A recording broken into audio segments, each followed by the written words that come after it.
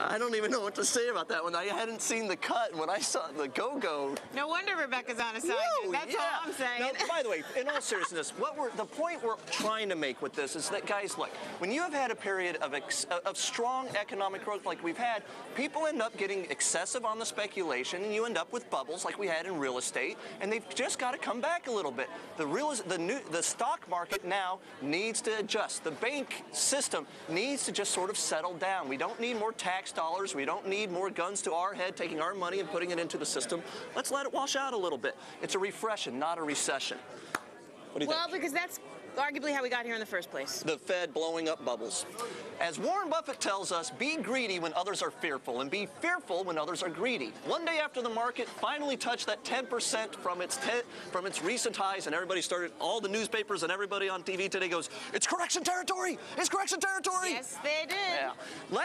My idea is this, of course. When everybody else is getting defensive, let's get offensive. So to look on the offense, joining us now is Ken Shapiro. Ken, how you doing? How you doing, Cody? Nice to meet you. How are you? Tracy Burns, Ken Shapiro. Nice to meet you. Ken, first off, go ahead and introduce yourself. Tell them who you are and what you do for a living. I manage about $500 million of high net worth individuals in Martinsville, New Jersey. Martinsville, New Jersey? Yep. Why not New York City?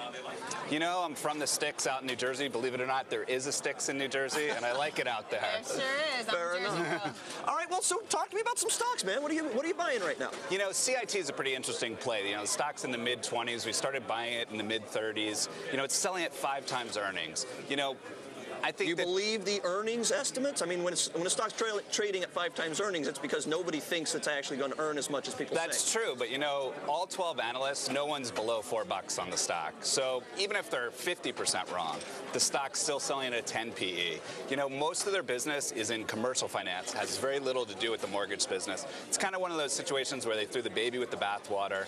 They're getting out of the mortgage business, which is only about 15% of revenues. But Ken, what if they're 300% wrong and the earnings go from $4 to actually negative $12? I mean, come on, man. We are in a serious financial meltdown, and this is a financial company. But we need to make it clear, this is a little bit of a risky bet. This is not, bit. This hugely is not a risky. stock you're going to... Which is what we're asking for. Right, but let's make this clear. Yeah, no, it's definitely a risky bet, but I think that there's some opportunity here in some of these beaten down stocks. You know, in this particular case, they're not going to lose $12. You know, they've actually had very, very good credit quality in all of their investments in the past. You know, they've already reserved about 1 to 1.5%. So I think that they're well reserved in this particular case. Tell people what you mean by reserving 1 to 1.5%. Nobody at home knows what you mean by that. I hardly know what you mean by it. It means that of the $80 billion in assets or in loans that they've had, they've already wrote off $800 million. That's what I mean. Like, what if it's actually $3 billion? This is a major meltdown. None of the assets that people are saying are worth $1 are worth $1. They're worth 60, 70 cents on the dollar, man. Well, he's giving you a risky bet. Let the guy give you a risky bet. Let's move on. These aren't the type of assets that are going to be at 70 cents. I will just say, Ken, I think CIT remains a short. I think it goes down to I think it's going to be one of our single-digit stocks before it's over. But you know what? I'm going to be buying it again. The commercial world has seen the subprime mess yet. I think we have room to go. You got another one? Yeah, I do. PetSmart is the next one. You know, there's a $40 billion market in the whole kind of pet area. Consumers are crazy about their pets.